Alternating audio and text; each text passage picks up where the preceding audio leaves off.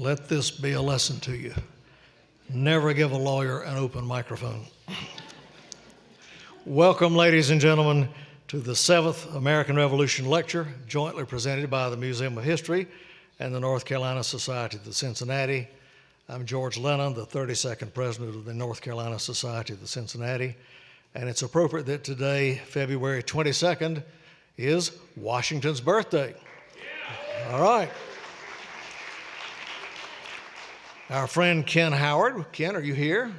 Saw you earlier. Ken recently retired as director of the museum. Our new best friend, Brad Wilson, is temporary director. Brad has a prior engagement, cannot be with us. I want you to note this program is a team effort. We're grateful for help from Michelle Carr, Marcy Gordon, and the museum staff, and Chuck Neely. We also recognize and thank our administrative director, Margaret Park, Marshal Perry Morrison, Assistant Marshal C.V. Dixon. Thanks for all your good work to put this together. Now, for those who may not know the history of the Society of the Cincinnati, it was not named for some town in Ohio. Quite the opposite. The name was taken from the example of Lucius Quintius Cincinnatus, who left his farm to lead Rome into victory in war, and then he did something remarkable.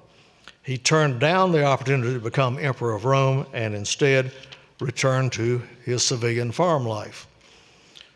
In 1783, the American Revolution had been won. The Continental officers were returning to their civilian pursuits, and following the classical citizen-soldier example of Cincinnatus, they adopted the name Society of the Cincinnati for this, the nation's oldest hereditary military organization.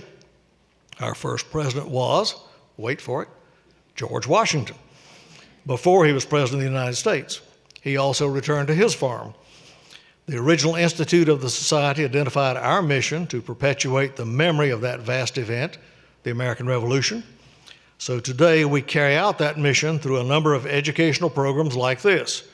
Our General Society headquarters, library, and museum are located at Anderson House on Embassy Row in Washington.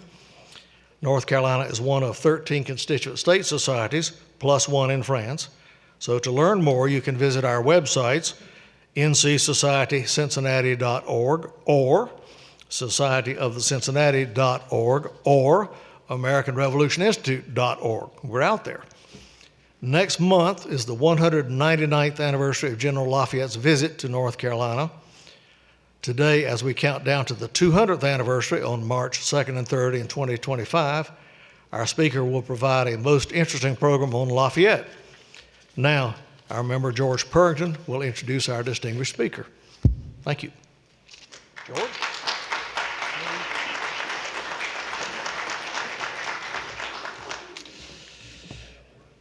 Thank you, George, and good evening, everyone.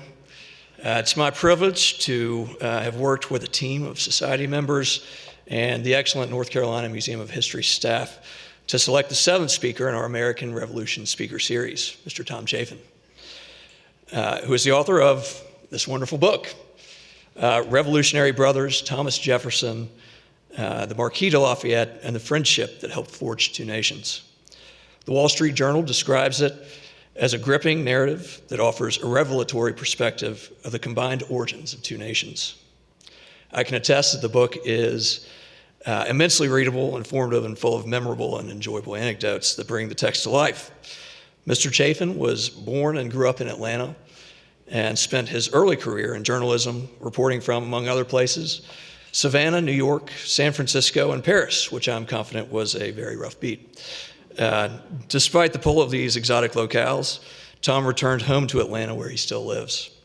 Mr. Chaffin has a BA from Georgia State University, an MA in American Studies from New York University, and a PhD in history from Emory University. He was taught at various universities, and his writings has appeared in the New York Times Magazine, Time, Harper's, The Nation, and the Oxford American, among others. He was a frequent contributor to the New York Times acclaimed Disunion series on the American Civil War and was a Fulbright Fellow in Ireland in 2012. Mr. Chaffin is a prolific writer, and in addition to the subject of tonight's lecture, He is the author of 5 other celebrated history books covering a range of exciting topics, the most recent of which is Odyssey, Young Charles Darwin, The Beagle, and The Voyage That Changed the World, which chronicles Darwin's 5 years of travels associated with the HMS Beagle. I haven't had the opportunity to read this one yet, but it's certainly on my list, as it earned Mr. Chaffin the 2023 Georgia Author of the Year for the Biography Memoir Division, awarded by the Georgia Writers Association. As we approach the 200th anniversary of Lafayette's tour of the United States, we've chosen to mark the upcoming bicentennial by selecting Mr. Chaffin to speak on his book, The Marquis's Relationship with Thomas Jefferson, and Lafayette's unique position as a soldier and statesman on both sides of the Atlantic in the formative years of 2 nations. With that, it only leaves me to say that we are both proud and pleased to have Mr. Chaffin with us here tonight as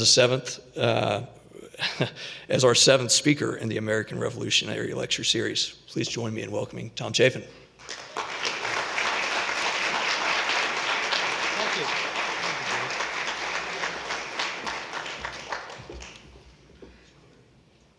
Thank you, George, for that kind introduction. I'm likewise grateful to all of you who've made time to join us this evening.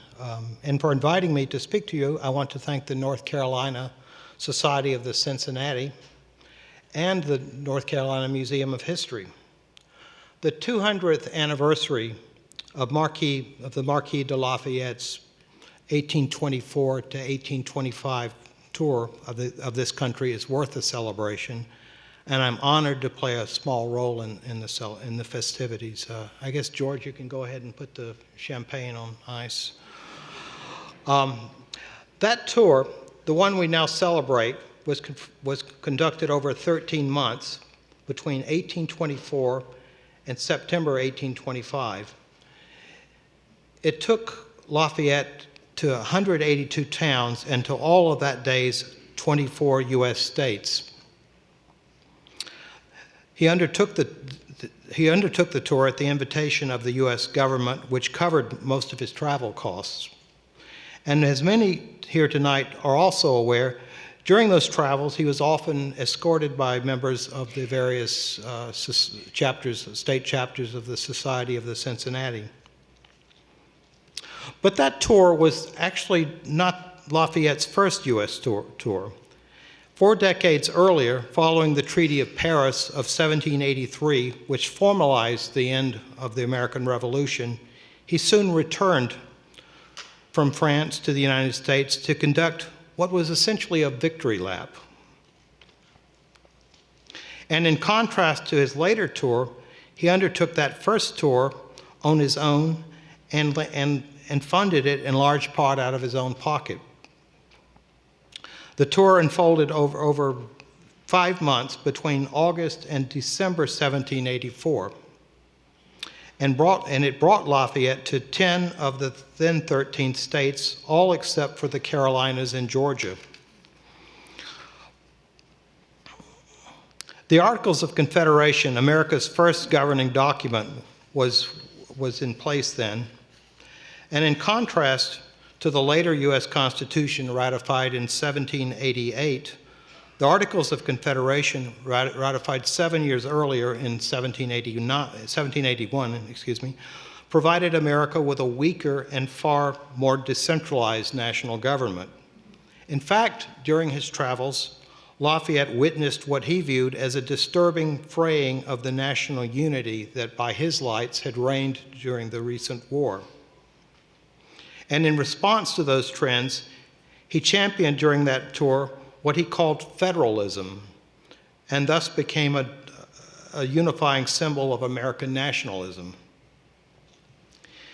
Coincidentally, it was during that tour that Lafayette's friend, Thomas Jefferson, accepted and took up a diplomatic posting in Paris.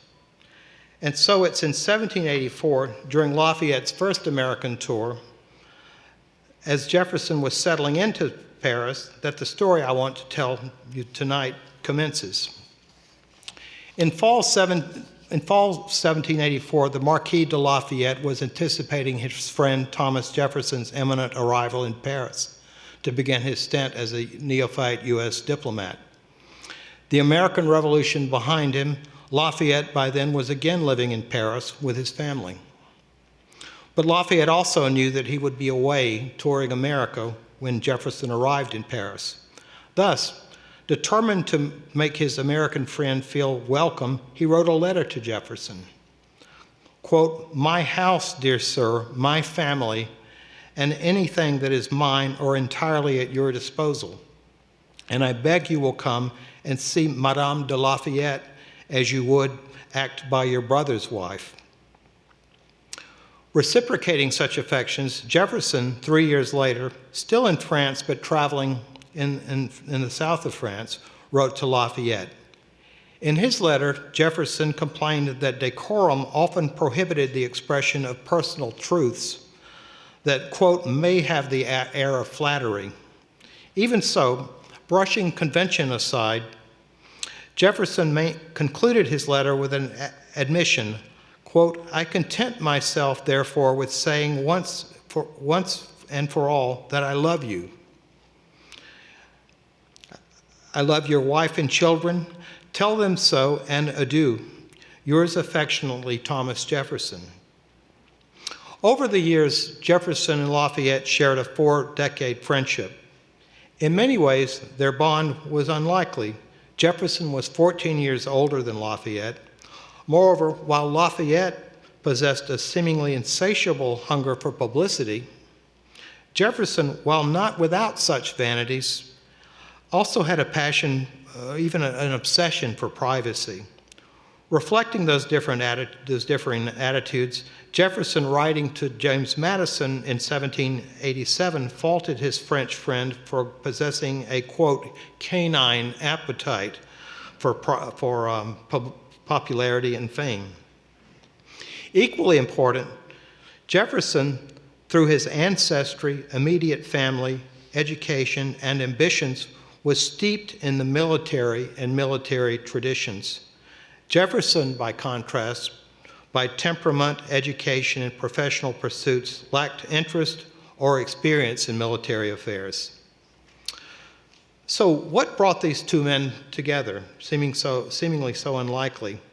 Well, before we go further, I want to be clear by 4-decade friendship. I refer not to a relationship built upon great stretches of shared time spent together. Theirs rather was a bond forged by two distinct periods together, set respectively in Virginia and Paris. And those periods led to decades of abiding loyalties and affections spread over expansive realms of time and space. In other words, if one was in trouble, even a continent away, he could sort of count on the other at least to try to get him out of that trouble. So again, what brought these two men together? Most immediately, random circumstances occasioned their bond. To wit, each man in successive locales over the years confronted crises in which the other's expertise, generously offered, saved the day. As an aged Thomas Jefferson wrote to Lafayette in November 1823, "We have gone through too many trying times together to forget the sympathies and affections they nourished. Your trails have been long and severe." But such instances of reciprocal goodwill fail to explain their bond's lasting duration. 4 decades, after all, is a long time. So what shared personalities, what shared qualities did they sustain their friendship? What personal qualities do they have in common? Well, they certainly shared wide-ranging and robust interests and curiosities and interests in history, indigenous cultures, the company of women, and languages, to mention just a few. My own view is that Jefferson's bond with Lafayette also flourished due in large part to similar backgrounds.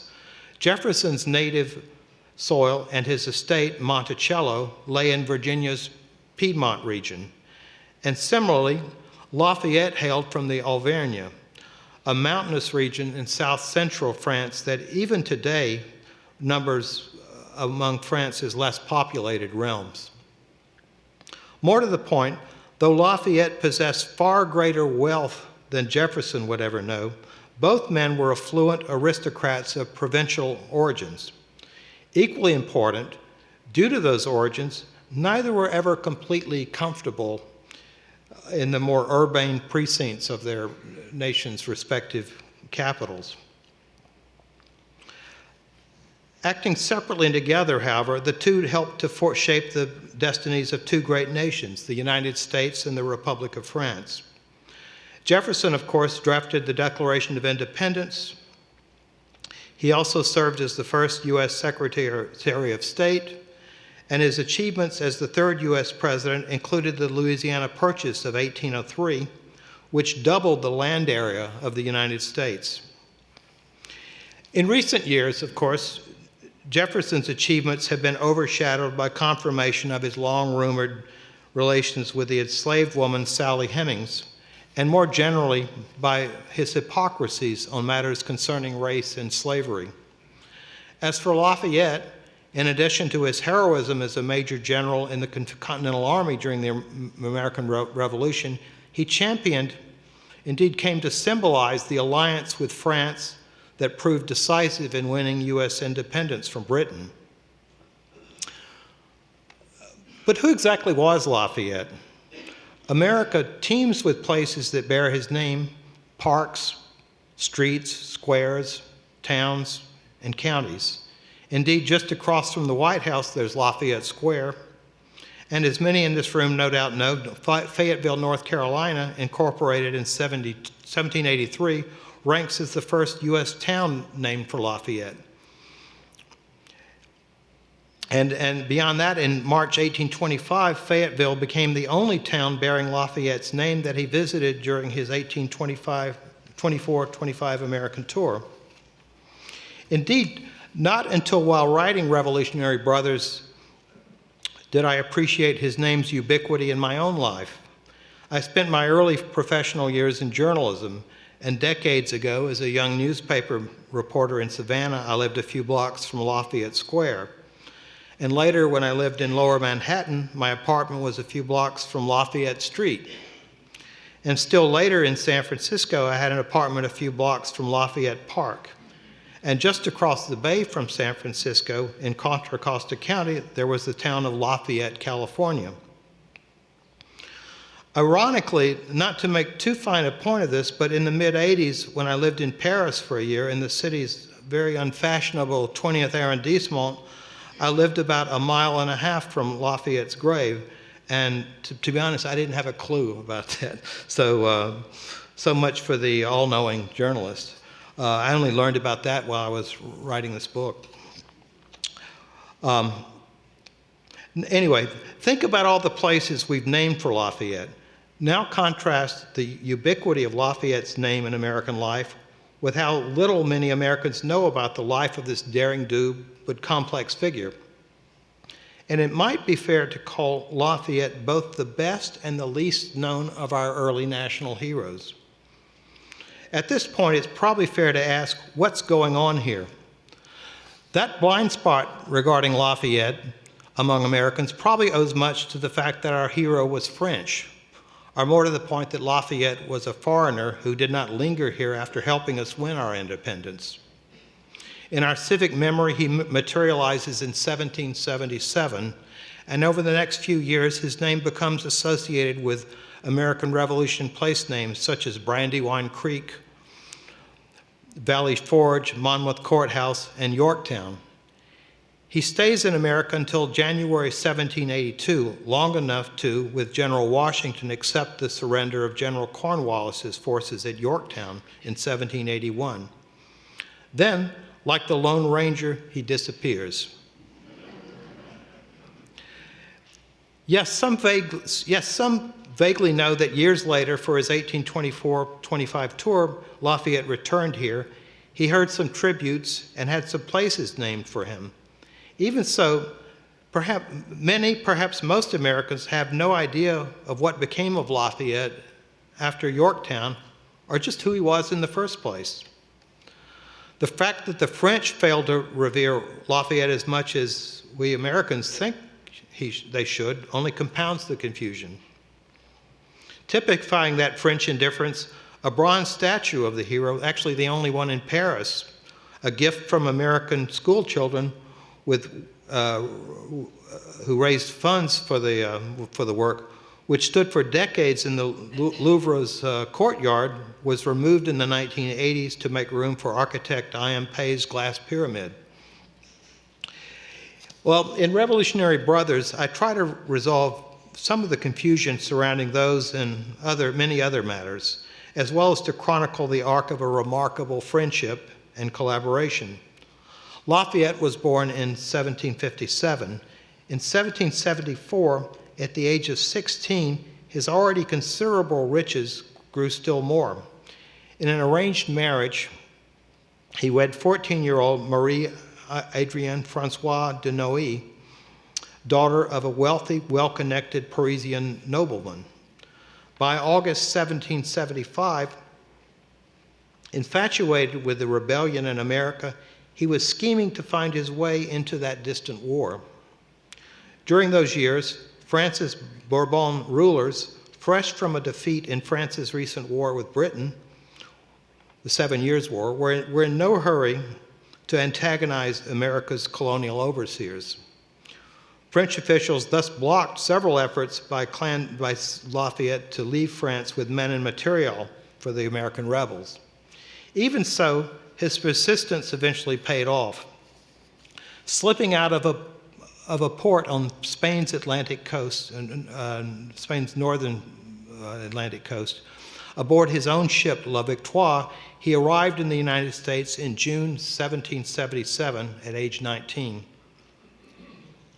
Following 4 months at sea, he landed near Georgetown, South Carolina, and briefly visited Charlestown.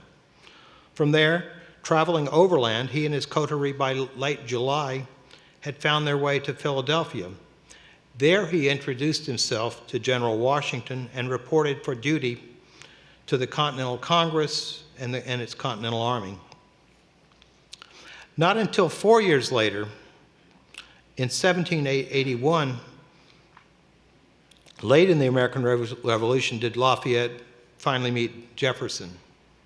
When the two first met in Richmond, Virginia, Jefferson was a 38-year-old, very beleaguered, and by then widely scorned wartime governor confronting an invasion of his state by British forces.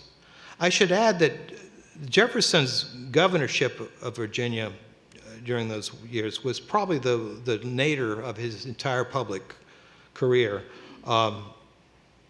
In the summer of 1776, after drafting the Declaration of Independence, he had hastily departed Philadelphia and returned to Virginia, and no widespread fame had resulted from his authorship of the Declaration.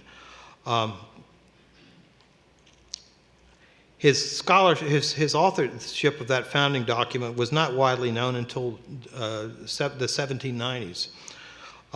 After returning to Virginia, Jefferson resumed his service in the state's legislature. There, 2 years later, fellow lawmakers coaxed him into seeking the governor's office. He became governor in June 1779, and from day one, the office of wartime governor proved for Jefferson an unedifying experience. Beyond longing for the familiar comforts of his Monticello estate in Virginia's Piedmont, and bored by the office's administrative duties, he found himself caught between the competing demands of the federal government in Philadelphia, the government in Philadelphia demanding that Virginia do more to support the war effort, and a Virginia citizenry resistant to such pleadings.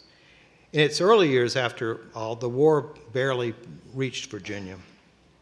Among the lowest points of Jefferson's 2-year gubernatorial term came in January 1789, when British forces under General Benedict Arnold conducted a successful raid on Virginia, the state's capital. In the wake of that raid, and amid increased redcoat incursions across Virginia, George Washington dispatched Lafayette, by then 23, to the state. Lafayette eventually arrived in Virginia in April 1781, just in time to spare Governor Jefferson the embarrassment of two successful British raids on his state in a 4-month period. It was thus in April 1781 that the two men's friendship commenced. Not until 3 years later, however, in Paris did their collaborations truly blossom. Indeed, between 1784 and 1789, in Paris and Versailles, Lafayette served Jefferson as a close counselor and generally opened doors for the neophyte emissary. And in letters to Congress during those years, both men sounded alarms concerning the inadequacies of the Articles of Confederation, the infant nation's weak governing document. Or more specifically, their letters alerted officials in Philadelphia to that document's weaknesses in projecting American power abroad and of winning the respect of and influence with European leaders. And in the end, their two-men chorus from foreign shores strengthened the case of domestic leaders advocating for a new, stronger governing document for America, the U.S. Constitution, eventually adopted in 1787. Commensurately, when Lafayette, serving in successive French National Assemblies, plunged into the reformist politics of his native country, Jefferson provided his friend with sound Republican counsel. To be sure, the Virginian eventually acted as a reliable sounding board as Lafayette drafted what became the French Revolution's signature document, the 1789's Declaration of the Rights of Man. As I mentioned earlier, for Jefferson, credit for the writing of the Declaration of Independence was delayed for several decades. That wasn't the case with Lafayette's role with the Declaration of Rights of Man. Is this engraving from 1791, which depicts him with his the Marquis de Mirabeau, who later revised it. Lafayette's credit for that document came immediately, came even the night it was presented. But despite their achievements, both men today have problematic legacies in their respective native lands. Most prominently, Jefferson's achievement as the principal author of the Declaration of Independence, with its all men are created equal affirmation, is tainted by his well-known public and private hypocrisies on matters of race and slavery. My time is limited here tonight, but for those who are interested, I want to note that Revolutionary Brothers' account of the Jefferson-Lafayette friendship and the two men's individual lives also includes detailed accounts of both the Lafayette and Jefferson households. The latter includes an extensive account of the death of Jefferson's beloved wife, Martha, in 1782, a passing that gave him the freedom to accept his first diplomatic posting. Prior to that, he had been offered several postings abroad and turned them down for familial reasons. I also chronicle at length the evolution of Jefferson's Paris household, which eventually included his daughters, Patsy and Polly Jefferson, as well as the enslaved siblings from Monticello, James and Sally Hemings, the latter with whom Jefferson likely fathered 6 children. In stark contrast to Jefferson's equivocations and hypocrisies on matters of race, Lafayette, soon after first arriving in America in 1777, and with deepening resolve in subsequent years, came to question the moral efficacy of human chattel slavery. He even tried, without success, to convert Jefferson and George Washington to his views. As English abolitionist Thomas Clarkson, a Lafayette ally and correspondent, recalled of his friend, quote, "He was decidedly as uncompromising an enemy to the slave trade and slavery as any man I ever knew." Indeed, remembered Clarkson, Lafayette often reflected, quote, "I would never have drawn my sword in the cause of America if I could have conceived that I was thereby founding a land of slavery." In 2017, prior to writing Revolutionary Brothers, I published a book called Giant's Causeway. It's a book that chronicles the abolitionist Frederick Douglass's 1845 through 47 lecture tour of Ireland and Britain, a deeply transformative episode in the abolitionist's life. And from my research for that book, I can assure you that the abolitionist orator and writer was no admirer of Thomas Jefferson. Indeed, What to the Slave is the 4th of July, among Douglass's most celebrated lectures, indicted Jefferson and his Continental Congress colleagues for a galling hypocrisy on such matters, on matters of slavery. But Douglass took a different view of the man Voltaire called the hero of two worlds. During an 1886 visit to Lafayette's grave in East Paris's Picpus Cemetery, Douglass reflected, quote, this spot is doubly hallowed. This patriot had two countries for his own. And today, each year, on July 4th, the date that commemorates the Declaration of Independence drafted by Lafayette's friend Thomas Jefferson, a ceremony attended by American and French officials replaces the grave's American flag. But Douglass's veneration of Lafayette, like that of many Americans, failed to appreciate the complexity of the Frenchman's reputation in his native country. Lafayette's victories in America notwithstanding, his performance in his own country's subsequent revolution, which commenced in 1789, proved increasingly fraught. Those difficulties arose in part from the casting of Lafayette into both civil and military roles. By contrast, only once in his lifetime as Virginia's governor was Jefferson, a gifted writer and politician summoned to military-related tasks, duties outside of his established expertises. As a reformer, Lafayette proved himself an able leader during the French Revolution's early years. But as the uprising grew more radical, his aristocratic background and ties to the country's Bourbon monarchs nourished distrust of his motives among the revolution's increasingly more strident leaders.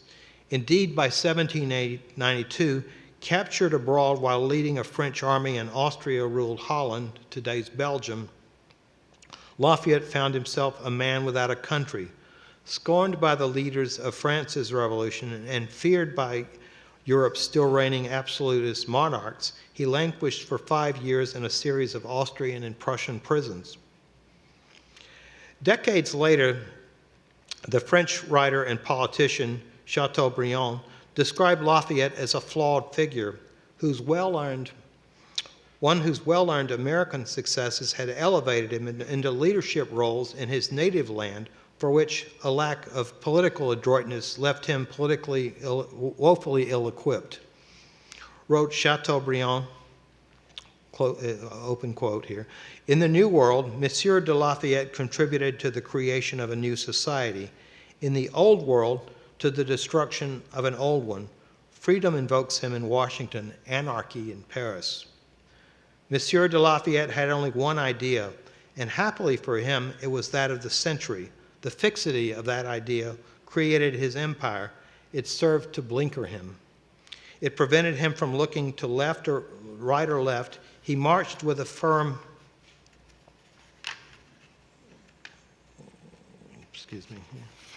He marched with a firm step on a single track. He advanced without tumbling over precipices. Not because he saw them, but because he did not. Blindness took the place of genius in him. Everything fixed is fatal, and whatever is fatal is powerful. Both Jefferson and Lafayette took pains during their lives to burnish the reputations they would leave for future generations.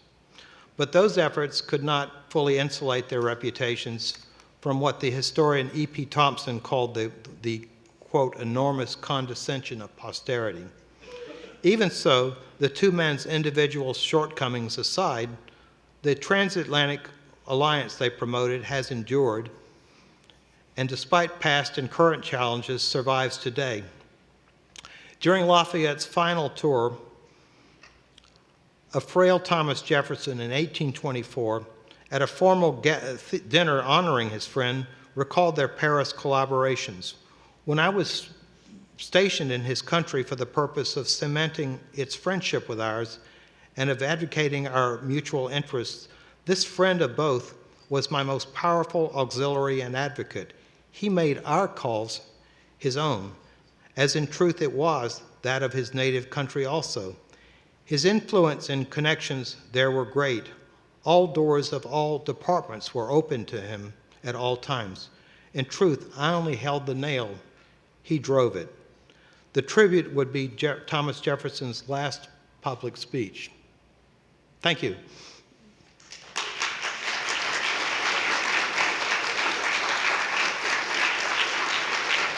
Thank you. I'm happy to take some questions here. If you'll raise your hand, we will pass a microphone to you. Please hold your question until you get the microphone. We're recording. That way everyone can hear your question.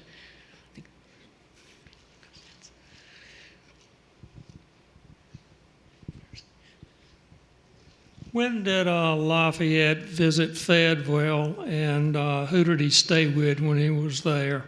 I'm sorry, can you repeat that? When did Lafayette visit Fayetteville on his American tour, and who did he stay with when he visited Fayetteville? Do you know? I have no idea. Okay. Yeah, actually, I should tell you, I wrote this book 5 or 6 years ago. I just reread it this week, but I'm sort of but I don't think I ever knew that the answer to your question. The family history on the McCrae side of my family, the family stories that he stayed with them when he visited Fayetteville. And some of the artifacts are in the museum down at Fayetteville that came from the McCrae family. Oh, that's interesting, huh? Yeah. Thank you. Sure. I don't know what you're thanking me for. I didn't answer your question, but yeah, thank you for coming, though. Thank you for the question. Yes, you mentioned the relationship between Lafayette and George Washington. George Washington was also good friends with General Bernardino de Galvez of Spain, Yeah. who supported the American patriots during the Revolutionary War. Was there a relationship between Lafayette and Galvez? I have a vague memory that Lafayette made a diplomatic. Can you please use the yeah, microphone? sorry. Thank you. I'm actually I'm looking for the person who asked the question. I'm sort of blinded by this light. Oh, okay, thank you. I don't know the answer to that, but I have a vague memory that when Lafayette first returned to France after the war, he was sort of getting on John Adams' nerves by this freelance diplomacy, and I think he did make a trip down to Madrid, but I don't know anything. You know, I can't answer more specificity than that. But the other thing is, I mean, I'm glad you mentioned Washington. I mean, one thing many of you know that Jefferson had, I mean, to charitably put it, a strained relationship with George Washington, and Lafayette and Washington were very close. You know, he had sort of considered Lafayette his adopted son. But one detail I remember is when I think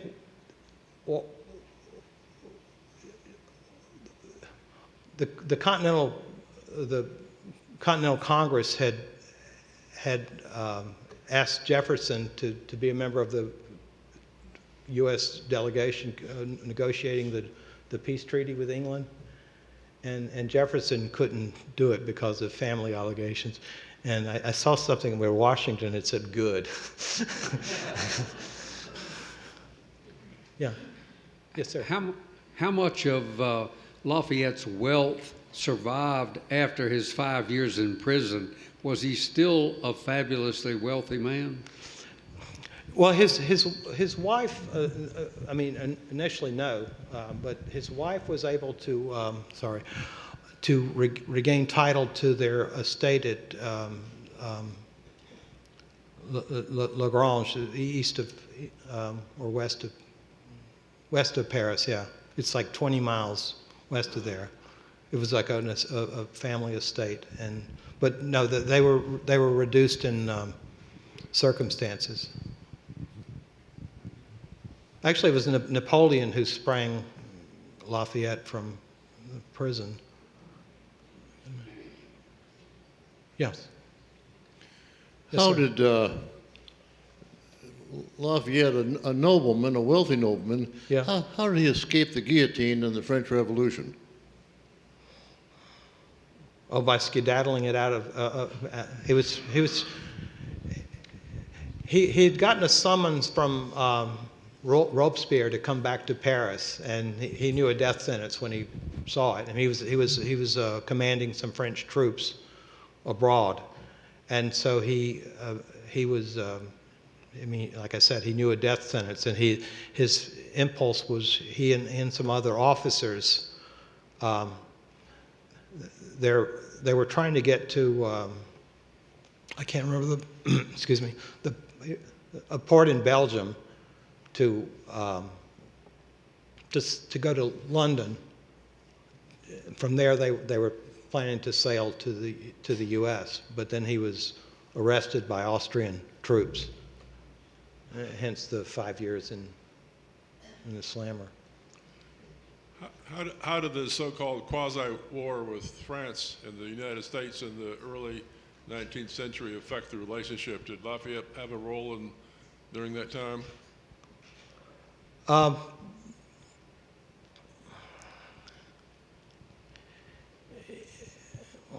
don't know. Beyond saying it's complicated, but yeah, that created some tensions between them.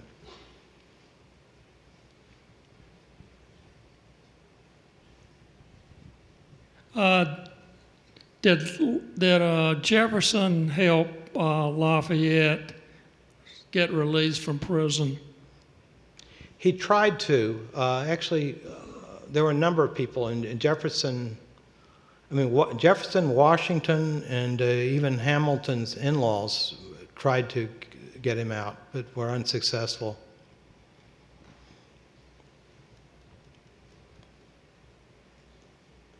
So I'm somewhat confused in that I know Lafayette, of course, was imprisoned by Robespierre, but No, not by Robespierre. not Robespierre, but by Yeah. French revolutionaries, of course. Sorry, but was it that because he helped draft something for the French Revolution, correct?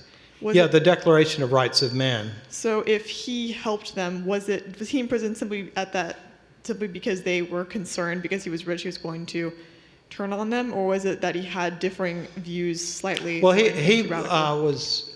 Well, there were several things going against him. I mean, one of the things he did was he managed to save the royal couple from the guillotine. I mean, he basically said, show these mercy, and that this before the revolution really turned against them. There was anyway. He went to Versailles and he showed up on a balcony with them, and I mean, he was in that point his stock was very high, so he was able to save them. But then a year or so later, he inadvertently was commanding the Paris militia, and there was a massacre. And so that and his by then the revolution had become increasingly anti-royalist. So he was considered like part of the ruling class and had a kind of royalist taint. So. Thank you. Sure. How significant was Lafayette's performance as a military commander?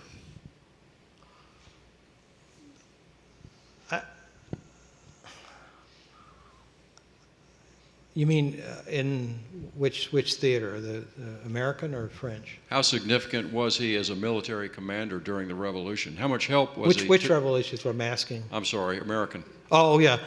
I think, I'm not a military historian, but I think he was, I mean, Washington initially had, he liked Lafayette personally, and he was sort of he was kind of disinclined. I mean, Lafayette showed up with a commission as a major general or some like high rank, and Washington was reluctant to give him a command. But then he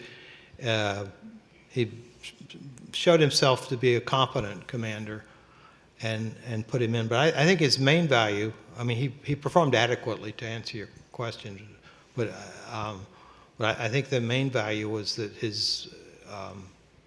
he became he played an integral role in helping to sustain the French alliance, and also he became a powerful symbol of the U.S. nationalism. But I don't think anybody was saying this guy's a really cagey, brilliant commander. Was he more of a staff officer than he was a unit commander? Well, he was a major general, so, I mean. At the time of his 1824 and 25 visit, he was the last surviving major general from the American Revolution. Yeah. And he was obviously very heavily involved in the Yorktown victory. Tom, I think we've run out of questions, but we would invite you to come sign your book and meet friends out in the lobby. Okay, happy to do it. And we'll conclude the program at this time. Thank you, ladies and gentlemen. Again, thank you for coming. I appreciate it.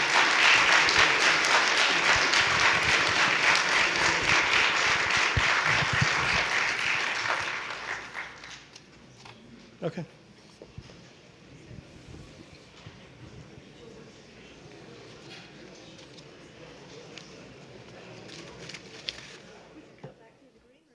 Okay.